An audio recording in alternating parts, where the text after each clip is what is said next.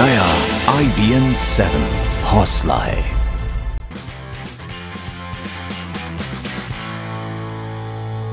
स्वागत है आपका, मैं हूं प्रशांत जुर्हे। सबसे पहले सुपरफास्ट न्यूज में खबर पीएम मोदी के दौरे से जुड़ी। प्रधानमंत्री नरेंद्र मोदी के विदेश दौरे का आज अंतिम दिन है। अंतिम पड़ाव में उन्होंने अब कुछ देर पहले दक्षिण कोरिया की राजधानी सियोल में एशियन लीडरशिप कॉन्फ्रेंस में हिस्सा लिया। कॉन्फ्रेंस में प्रधानमंत्री ने कहा है कि एशिया के हर देश के विकास से ही लोगों का समग्र विकास होगा। पीएम ने जोर दिया कि एशिया के हर देश को अपनी शक्ति को पहचानते हुए एक दूसरे का साथ देते हुए आगे बढ़ना चाहिए। Asia's re-emergence is the greatest phenomenon of our era. It started in Japan and that extended to China, Korea and Southeast Asian nations. It is now India's turn to sustain Asia's success. Asian leadership conference में संबोधन के बाद Seoul में छंगेछंग नदी का दौरा भी उन्होंने किया। गंदगी से नाला बन चुकी छंगेछंग की सफाई करके उसे दोबारा खूबसूरत नदी की शक्ल दी गई। पीएम ने इसका भी जायजा लिया। यहां पहुंचने पर पीएम मोदी का नारा लगाकर स्वागत किया गया। पीएम ने नदी में कुछ सिक्के नुमा चीजें भी उछाली। दक्षिण कोरिया ने भारत में बुनियादी ढांचे से जुड़ी परियोजनाओं के लिए $10 अरब की मदद देने का वायदा किया है। $10 अरब में से $1 अरब आर्थिक विकास सहयोग कोष और $9 अरब निर्यात ऋण सहायता के लिए होगा। निर्यात ऋण सहायता का इस्तेमाल भारत में स्मार्ट शहरों, रेलवे, बिजली उत्पादन समेत प्राथमिक और अन्य क्षेत्रों के विकास में सहयोग के लिए है। मोदी सरकार ने अर्थव्यवस्था को गति देने के लिए बुनियादी ढांचा क्षेत्र को प्रमुख प्राथमिकता के क्षेत्र के रूप में पहचान दी है। प्रधानमंत्री नरेंद्र मोदी और दक्षिण कोरिया के राष्ट्रपति पार्क ग्यून हाई ने मुलाकात के बाद साझा बयान जारी किया। दक्षिण कोरिया के राष्ट्रपति भवन ब्लू हाउस में दोनों देशों के बीच प्रतिनिधि स्तर की वार्ता हुई। वार्ता के बाद साझा बयान के दौरान बोलते हुए पीएम मोदी ने कहा कि भारत के आधुनिकीकरण में कोरिया की भूमिका है। पीएम मोदी ने कहा कि एशिया के विकास के लिए कोरिया का विकास जरूरी है। भारत और कोरिया के बीच 7 अहम समझौते पर दस्तखत भी हुए। इन समझौते के तहत दोनों देशों के बीच रणनीतिक साझेदारी बढ़ाने, रक्षा क्षेत्र में एक दूसरे को सहयोग करने और टैक्स की दोहरी मार से भी बचने का इंतजाम किया गया है। दक्षिण कोरिया दौरे में प्रधानमंत्री नरेंद्र मोदी ने क्योंगही यूनिवर्सिटी में भारतीय समुदाय के लोगों को संबोधित भी किया। पीएम मोदी ने अपने संबोधन की शुरुआत नमस्ते से की। इस दौरान भारतीयों ने मोदी मोदी के नारे लगाए। संबोधन में पीएम मोदी ने कहा कि विकास का रास्ता कठिन है, पर मैं पत्थर पर लकीर करना जानता हूँ। मैं उन लोगों में से नहीं हूँ जो मक्खन पे लकीर करता हूँ।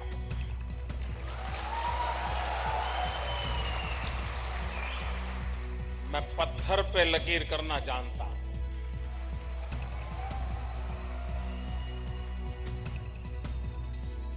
प्रधानमंत्री मोदी ने दक्षिण कोरिया की राष्ट्रपति पार्क गुएन हाई को बुना हुआ पश्मीना स्टोल बतौर तोहफा भेंट किया। इस पर रविंद्रनाथ ठाकुर की कविता अंग्रेजी और कोरियाई भाषा में अंकित है। मोदी ने ट्वीट कर इसकी जानकारी दी। रविंद्रनाथ टैगोर की जिस कविता को गहरे नीले रंग में स्टोल पर कढ़ाई के जरिए अंकित किया गया है, वो 1929 में कोरियाई दैनिक दोंगे एल्बो में प्रकाशित हुई है। दिल्ली के उपराज्यपाल से टकराव के मुद्दे पर आज शाम 6 बजे मुख्यमंत्री अरविंद केजरीवाल अपनी शिकायत लेकर राष्ट्रपति से मिलेंगे।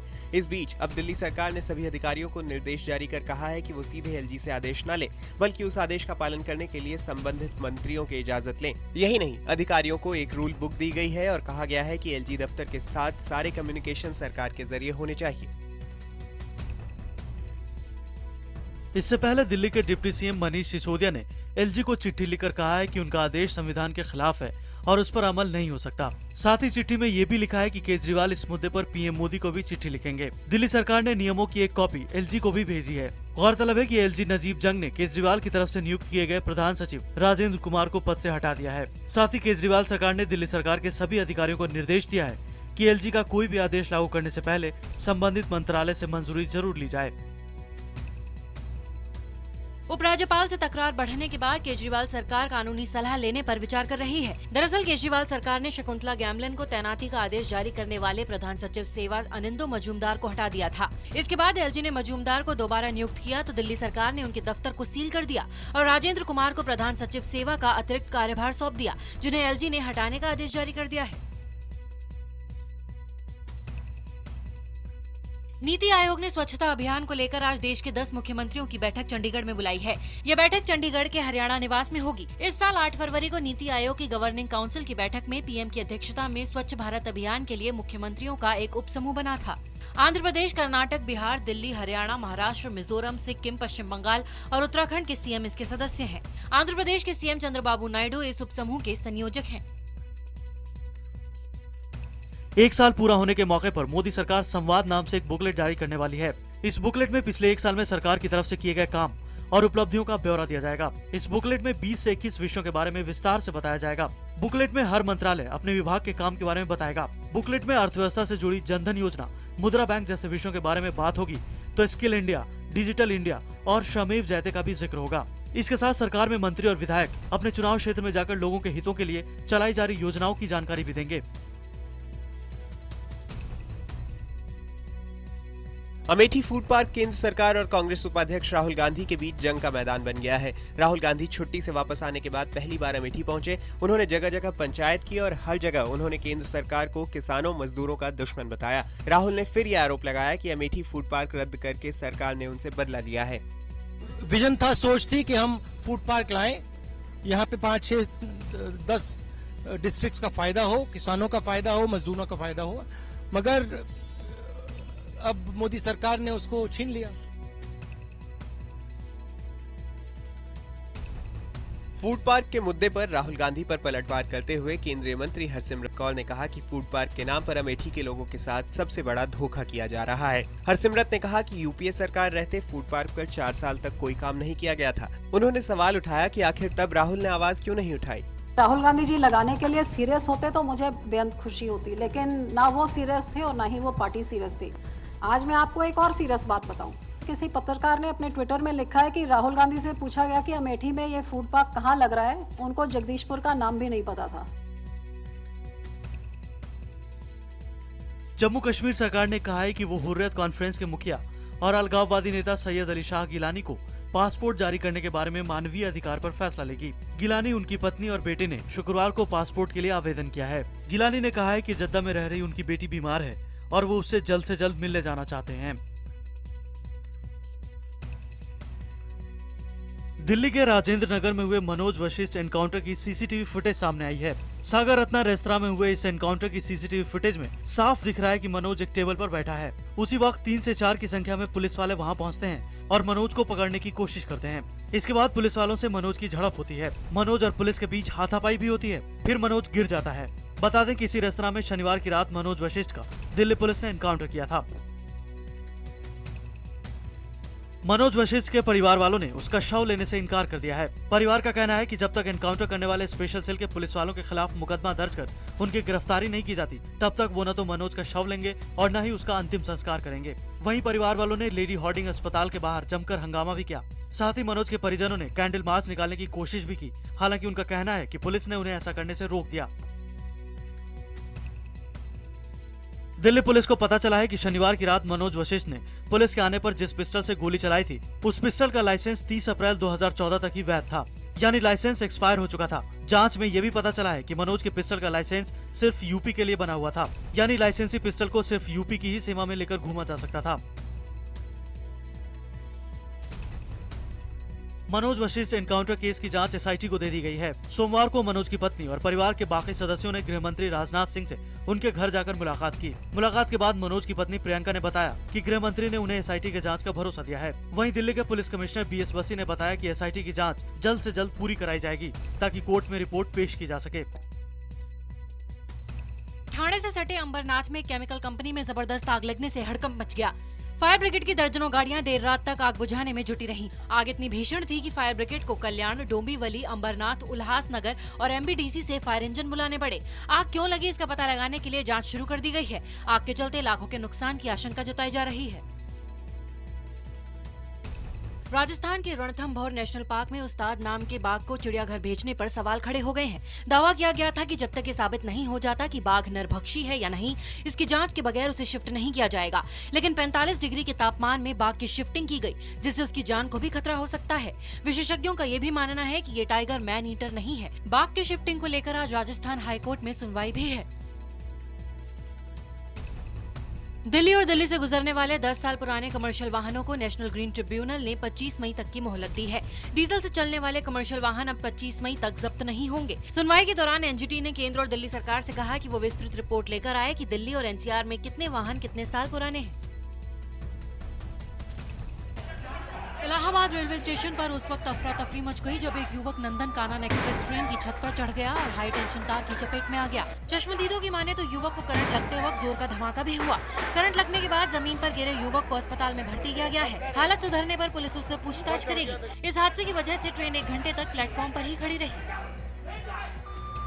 अमेरिका के राष्ट्रपति का आधिकारिक ट्विटर अकाउंट @POTUS शुरू होते ही दुनिया भर में हिट हो गया है। व्हाइट हाउस के मुताबिक हर मिनट 5000 से ज्यादा लोग इस अकाउंट से जुड़ रहे हैं। POTUS president of the United states का शॉर्ट फॉर्म है। नया अकाउंट बनने के बाद अमेरिकी राष्ट्रपति बराक ओबामा ने पहला ट्वीट किया कि राष्ट्रपति बनने के 6 साल बाद आखिरकार उन्हें अपना आधिकारिक ट्विटर अकाउंट मिल गया है। बराक ओबामा अब तक अपने व्यक्तिगत ट्विटर अकाउंट से ट्वीट करते रहे हैं। अमेरिका में टेक्सास के एक रेस्तरां में 2 गुटों के बीच गोलीबारी में कम से कम 9 लोगों की मौत हो गई है। रेस्तरां में दोपहर के समय हुई गोलीबारी में 8 लोगों की मौके पर ही मौत हो गई और एक अन्य व्यक्ति ने बाद में अस्पताल में दम तोड़ दिया। पुलिस ने बताया कि 2 गुटों के बीच पहले हाथापाई हुई और उसके बाद उन्होंने एक दूसरे पर जंजीरों, चाकुओं और बंदूकों से हमला किया। अभी ये स्पष्ट नहीं हो पाया है कि मरने वालों में घटनास्थल के पास खड़े लोग भी शामिल हैं या नहीं।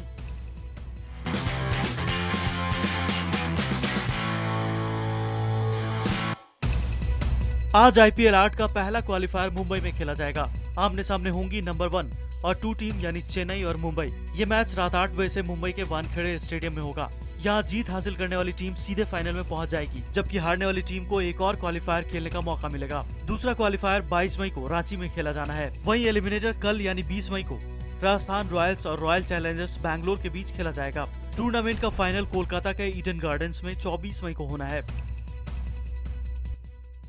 मैच के दौरान अपनी दोस्त और फिल्म स्टार अनुष्का शर्मा से बात करने पर रॉयल चैलेंजर्स बैंगलोर के कप्तान विराट कोहली को BCCI ने अनौपचारिक चेतावनी दी है। रविवार को दिल्ली डेयरडेविल्स के खिलाफ मैच के दौरान विराट ने अनुष्का शर्मा से तब बात की थी जब मैच बारिश की वजह से रुका हुआ था। IPL के कोड ऑफ कंडक्ट के मुताबिक ये गलत है। IPL के चेयरमैन राजीव शुक्ला ने कहा कि इस बारे में उन्होंने विराट से अनौपचारिक बात की है।